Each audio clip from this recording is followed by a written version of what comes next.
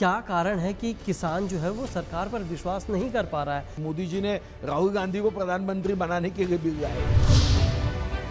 Anti conversion bill Maharashtra में भी इसे लागू होना चाहिए। मैं मुस्लिम हूँ, मुझे शादी करो और मैं कोई मेरे मुस्लिम बहन को फंसाऊंगा, ये कानून कुछ नहीं कहेगा। तो ये सरकार जो है ये शर्म प्रूफ है। आप लोग तो बैठक भी कर रहे हैं अमित शाह से जाकर। हम सरकार गिराने के लिए बैठक नहीं कर रहे। सीएसआर सक्षम है पूरे देश को बदलने में? निश्चित रूप से। देखो, ये कोई पैसे की बात नहीं है, ये दायित्व है। नमस्कार, मैं हूं राहुल देव शर्मा और आप देख रहे हैं द सीएसआर जर्नल। इस वक्त हमारे साथ मौजूद हैं महाराष्ट्र के पूर्व फाइनेंस मिनिस्टर सुधीर मुनगंटीवार। उनसे बात करेंगे कॉर्पोरेट सोशल रिस्पॉन्सिबिलिटी फंड के बारे में और इसके अलावा देश के ज्वलंत मुद्दों के बारे में। सुधीर भाऊ, बहुत बहुत स्वागत है द सीएसआर जर्नल में। नमस्कार सर। मेरा सबसे पहला सवाल रहेगा आपसे फार्मर बिल को लेकर, क्योंकि 50 दिन से ज़्यादा हो गया है लेकिन बावजूद अभी भी किसान जो हैं वो आंदोलन कर रहे हैं। सुप्रीम कोर्ट ने फैसला भी दिया, कमेटी भी गठित हुई, लेकिन फिर भी कुछ असर नहीं हो रहा है। क्या कहेंगे आप? मोदी जी ने चंद वर्षों में जो काम कांग्रेस कई वर्षों तक करने में कामयाब नहीं हो पाई, चंद वर्षों में किया। 72,000 करोड़ किसानों के खातों में, अकाउंट में डालने का निर्णय नहीं किया। एक फिंगर बटन से 72,000 करोड़ एक साल में किसानों के अकाउंट में चले जाते हैं। नीम कोटेड यूरिया 5 वर्ष तक भाव नहीं बढ़ेगा। क्रॉप इंश्योरेंस, पीक बीमा, पंतप्रधान पीक बीमा, पहली बार किसानों को हजारों हजारों करोड़ रुपए बांटे जा रहे हैं। किसानों के लिए soil health card Modi ji का बड़ा संकल्प है। पर ड्रॉप मोर क्रॉप, एमएसपी बढ़ाने का काम हो, कृषि क्षेत्र में इनकम डबल होने का एक संकल्प हो। अब कांग्रेस के नारे आपने देखे, गरीबी हटाओ, गरीबी हटाओ, गरीबी हटाओ, मगर कभी गरीबी तो हटी नहीं। आज भी इस देश में गरीबी है। एक नेता है जो खुद को प्रधान सेवक कहता है, कोई परिवार का स्वार्थ नहीं, सारा देश उनका परिवार है। तो मुझे लगता है कि देश के प्रति निष्ठा रहने वाले पे, और जो प्रधानमंत्री बार बार कह रहा है कि मैं चर्चा के लिए तैयार हूं, किसान मेरे लिए भगवान का अंश है, जिस किसान के परिश्रम का मेरे थाली में हर खाने का एक निवाला जब मैं खाता हूं तो मुझे उस किसान को मैं हृदय से धन्यवाद देता हूं। वो किसान के साथ ऐसे बिल लाएगा क्या? क्या मोदी जी को ऐसा लग रहा है कि मैं ऐसे बिल लाऊं जिससे किसान नाराज हो जाए और राहुल गांधी जी प्रधानमंत्री बन जाए? ऐसा क्या मोदी जी को लगता है कि मोदी जी ने राहुल गांधी को प्रधानमंत्री बनाने के लिए बिल लाया क्या? नहीं। इसके पीछे मुझे लगता है कि मेरे ये परिश्रम करने वाले, कष्ट करने वाले, भगवान महादेव का अंश रहने वाले भोले भाले किसानों को कुछ राजनीतिक पार्टियां गलत फहमी निर्माण कर रही। ये जो मुझे लगता है बेतुकी बातें सिर्फ राजनीतिक स्वार्थ के लिए, बोले ये जो जहर का बीज राजनीतिक स्वार्थ के लिए लगाया जा रहा है, तो मुझे लगता है इनको पॉलिटिकल अल्जाइमर हुआ है। जिस कानून से किसान के जीवन का अंधेरा छटेगा, सूरज निकलेगा, इनको लगता है कि अंधेरा छटेगा, सूरज निकलेगा, यहां तक ठीक है, मगर हर राज्य में फिर कमल खिलेगा, ये डर उनके मन में है। आपके विधायक हैं राज पुरोहित, बीजेपी के नेता हैं राज पुरोहित। उन्होंने एंटी कन्वर्शन बिल जो है महाराष्ट्र में भी लागू करने के लिए कहा है। क्या आपको लगता है कि महाराष्ट्र में भी इसे लागू होना चाहिए? क्योंकि उत्तर प्रदेश और मध्य प्रदेश में पहले भी हो चुका है और इसको लेकर बवाल भी मचा था। क्या लगता है आपको? क्या गलत क्या भाई साहब? देखो, मेरी कोई बहन को फुसला कर, फंसा कर, झूठ बोलकर उसके जीवन को नष्ट कर देना, देखो ये पवित्र बंधन है, ये कोई मजाक नहीं है। और यहां पे क्या है, मैं इस धर्म का हूं, ये झूठ कहना, शादी कर लेना, शादी करने के बाद ये कोई गाड़ी थोड़ी है कि मेरे पास मारुति है, मैंने बदल दी, फिर मैंने टोयोटा की ले गई, फिर होंडा की ले गई। शादी ये तो आखिरी सांस तक निभाने वाला बंधन है भाई। और इसका आधार, इसकी बुनियाद झूठ हो, धर्म के आधार पे झूठ हो। यानी अगर मैं हिंदू हूं और अगर मैं ये कहता हूं कि नहीं मैं हिंदू नहीं हूं, मैं मुस्लिम हूं, मुझे शादी करो, और मैं कोई मेरे मुस्लिम बहन को फंसाऊंगा, ये कानून कुछ नहीं कहेगा कि मैंने मेरे किसी मुस्लिम बहन का अपमान किया है, उसके भावनाओं को अनादर किया है। भैया ये तो बहुत बड़ी, मुझे लगता है कि इसमें तो बहुत कानून जो है गंभीर होना चाहिए। यानी कि आप भी चाहते हैं कि महाराष्ट्र में इस तरह का बिल लाया जाए? महाराष्ट्र में क्यों, देश में। और आप ये कोई व्यक्ति विशेष के लिए, कोई धर्म विशेष के लिए नहीं है। अगर कोई मेरी मुस्लिम बहन को भी हिंदू, कोई ऐसा युवा, मैं मुस्लिम हूं, और वहां जाके कोई आयते पढ़ गए 2-3 और कह दे कि मैं मुस्लिम हूं, शादी करे, और बाद में मंदिर ले जाए और उसे कहे कि नहीं मैं तो हिंदू हूं, आप क्या सोचोगे? तो मुझे लगता है ये कोई धर्म विशेष के लिए मैं नहीं कह रहा हूं, मगर इस पवित्र बंधन का आधार जो है ये झूठ नहीं होना चाहिए। हम बात करें अगर जो हम भंडारा की, तो वाकई में बड़ा ही दिल दहला देने वाली, एकदम से दिलों को झकझोर देने वाली घटना हुई। 10 मासूम बच्चे की मौत हो गई। सरकार ने अभी तक कोई भी एक्शन नहीं लिया है। देखो ये सरकार ही एक्शन करने के लिए सरकार का जन्म नहीं हुआ है, ये सरकार ही एक रिएक्शन है बुरी चीज की। तो मुझे क्या लगता है कि ये बात तो सही है कि समाज मन को इस घटना के बाद सही में शर्म महसूस होती है। सही तो ये सरकार जो है ना, जैसे वाटर प्रूफ, फायर प्रूफ, वैसे ये सरकार जो है ये शर्म प्रूफ है। इनको शर्म नहीं लगती, पर ये नस्ती निपटारा कानून नहीं देखते, इनको इसी मस्ती आई हुई है, और नस्ती गई इनके मस्ती में और काम गया सुस्ती में। उसकी वजह से क्या हुआ? अच्छा इनको मदद दी क्या आपने? सही तो कोई संवेदनशील सरकार होती तो उनके परिवार को मदद करता। सरकार के 1 साल पूरे हो गए हैं, आपको वो लगातार लूज बॉल देते जा रहे हैं। सिक्सर कब मारेंगे? यानी कि सरकार कब गठित करेंगे? देखो सरकार गठित करना ये तो भारतीय जनता पार्टी के नेताओं का, कार्यकर्ताओं का कभी संकल्प नहीं होना चाहिए, और गलत आधार पे कभी भी सरकार स्थापित नहीं होनी चाहिए। विपक्ष आरोप लगाता है कि आप लोग हमेशा सरकार गिराने की फेवर में रहते हैं। देखो डरते रहते हैं, बेईमानी के आधार पे जब सरकार बनती है ना, तो इस सरकार के हर नेता को ऐसा लगता है कुछ तो भी होने वाला है, कुछ तो भी होने वाला है। अरे जिन नेताओं का अपने विधायकों पे विश्वास नहीं, क्यों पार्टी चलाते हो भाई? तुम अपने विधायकों को इतना सस्ता बना देते हो कि वो बेचे जा सकते हैं। तुम हम पे शंका नहीं उपस्थित कर रहे, आपको ऐसा लग रहा है कि आपके जो विधायक है वो बिकाऊ है। तो आपको नेता बनने का अधिकार किसने दिया? कि नहीं हमारी सर क्यों गिरेगी भाई, क्यों गिरेगी सरकार? मुझे नहीं समझ में आ रहा है। आप लोग तो बैठक भी कर रहे हैं अमित शाह से जाकर। सरकार गिराने के लिए बैठक नहीं कर रहे। जो श्रद्धेय अटल बिहारी वाजपेयी जी ने हमको सिखाया है, तेरा वैभव अमर रहे मां हम दिन चार रहना रहे, पथ का अंतिम लक्ष्य नहीं है सिंहासन पर चढ़ते जाना।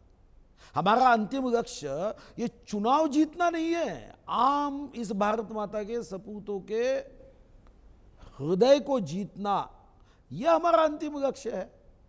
और इसी पंचसूत्री के आधार पर माननीय अमित भाई बार बार कहते हैं कि सेवा, संगठन, समस्याओं के लिए संघर्ष, जनता से संवाद और केंद्र की सरकार के माध्यम से विकास, यही पंचसूत्री के आधार पे काम करने के लिए अमित भाई कहते हैं। अमित भाई ने हमको कभी गलत रास्तों पे चलने का कभी सिखाया नहीं। अब कांग्रेस के लोगों को मतों का तुष्टीकरण है, तो कहां शिवसेना और कांग्रेस एक हो सकती है? तो फायदा उठाने वाले हैं इसका आप लोग?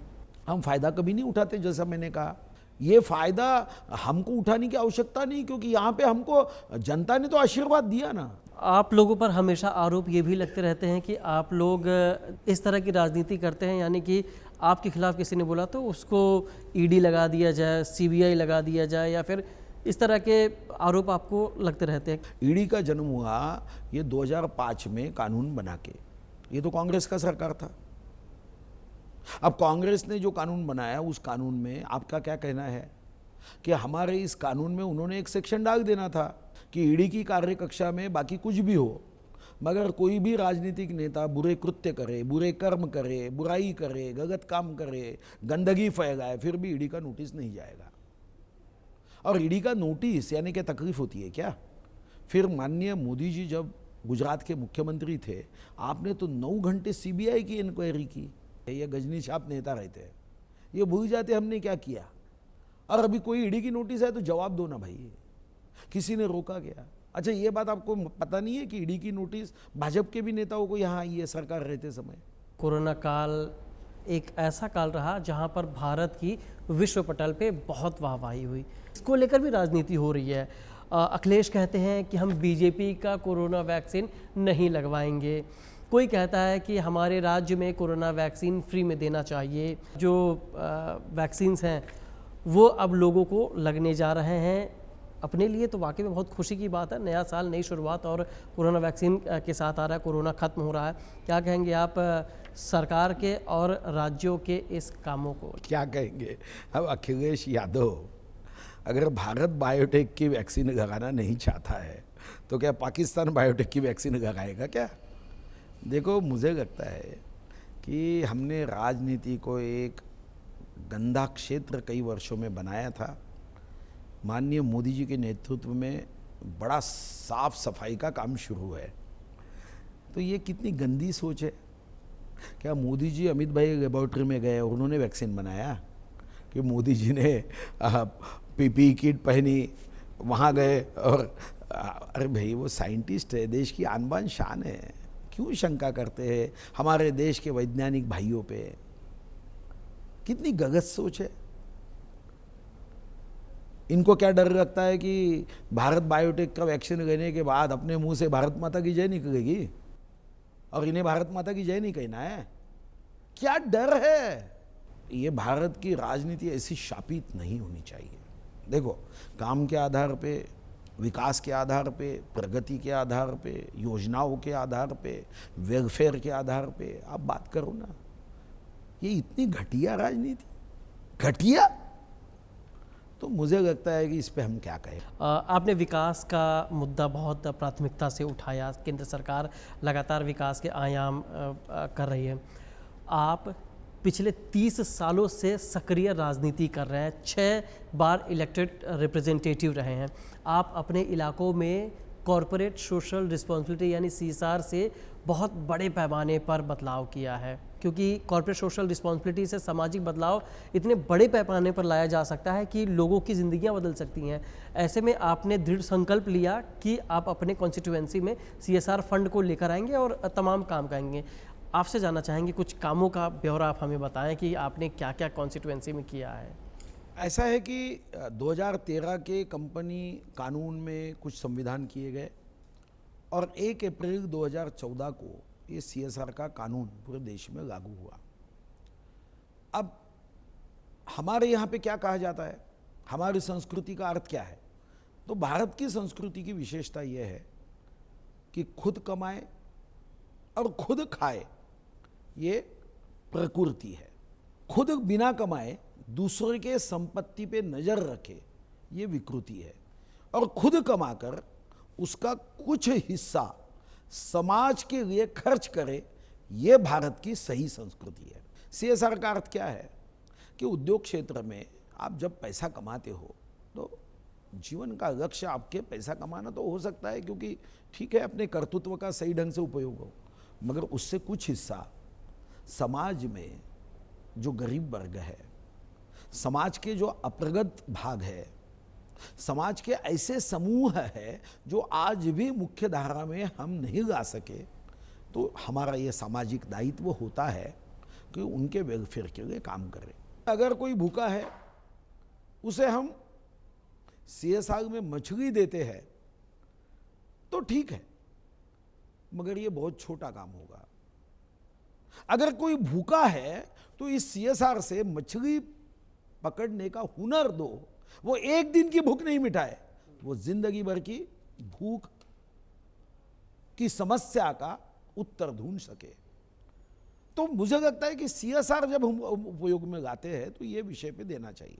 अब हमारी अनिवार्य एक मनुष्य की क्या बातें हो सकती है? अन्न वस्त्र निवारा, शिक्षण, रोजगार और आरोग्य। मेरी विधानसभा में और मेरी जगहों में मैंने कई उद्योगपतियों से अपील की, आह्वान किया, रिक्वेस्ट की कि आप इस आधार पे CSR खर्च करिए। तो जैसा मैंने कहा, आरोग्य में हमने टाटा कैंसर हॉस्पिटल के लिए मैं रतन टाटा को धन्यवाद देता हूं कि उन्होंने हमको 100 करोड़ CSR से दिए। कुछ हमने अपने खनिज विकास निधि से, माइनिंग डेवलपमेंट फंड से डाले और वहाँ पे कैंसर हॉस्पिटल शुरू हो रहा है। फिर हमने bamboo research and training centre है।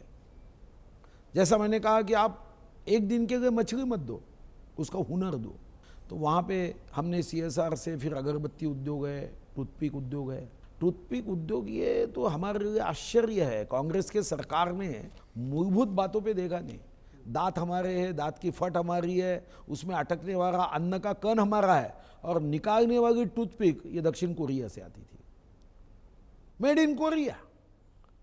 भगवान हमारा है, प्रार्थना हमारी है। अगरबत्ती वियतनाम से, चाइना से आती थी, तो आधा पुण्य तो वहां चले जाता था। तो हमने कहा CSR में अगरबत्ती भी हमारी होगी, भगवान भी हमारा होगा, प्रार्थना भी हमारी होगी, पुण्य 100% हमारे यहाँ रहेगा।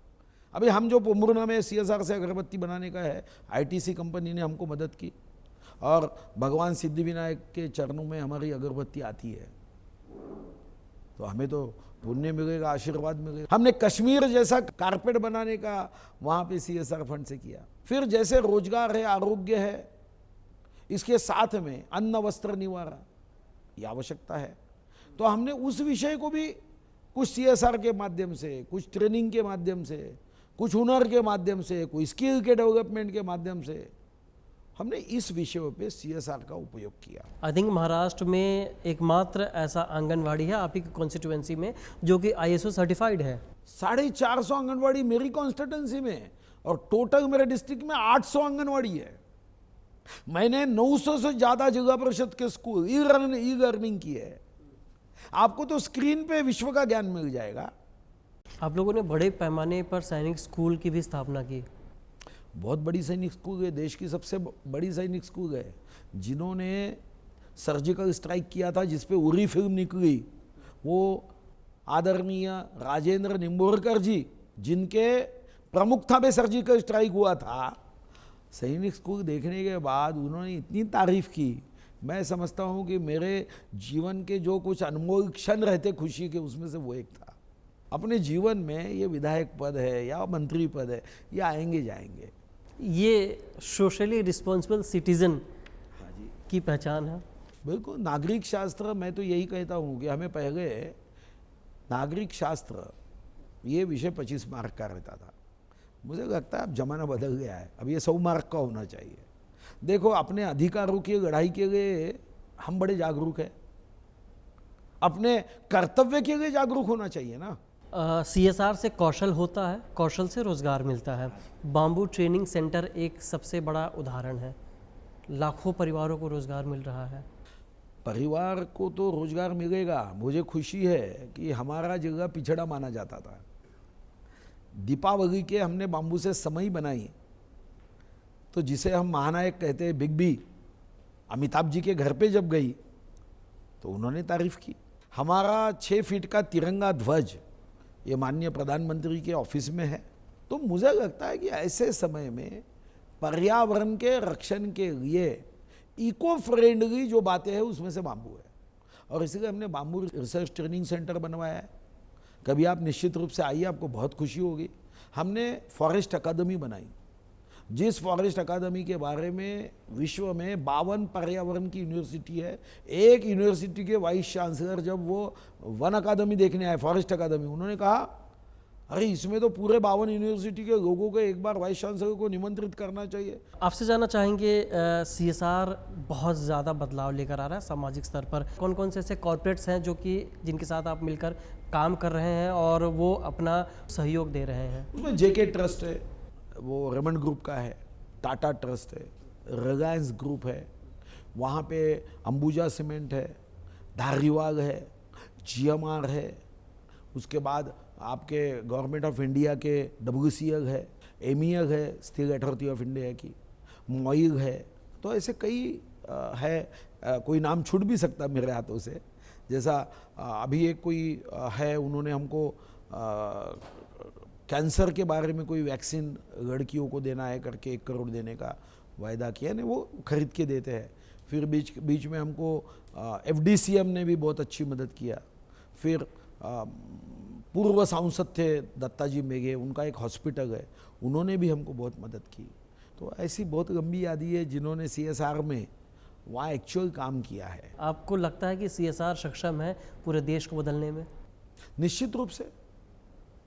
देखो, ये कोई पैसे की बात नहीं है, ये दायित्व की बात है।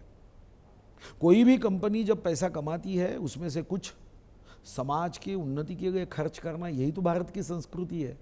जियो और जीने दो, जोत से जोत जगाते चलो, प्रेम की गंगा बहाते चलो। एक आखिरी सवाल, मैं चाहता हूं कि चूंकि आपने अपने कॉन्स्टिट्यूएंसी में इतना ज़्यादा काम किया है, तो आपसे दूसरे नेता भी प्रभावित हों।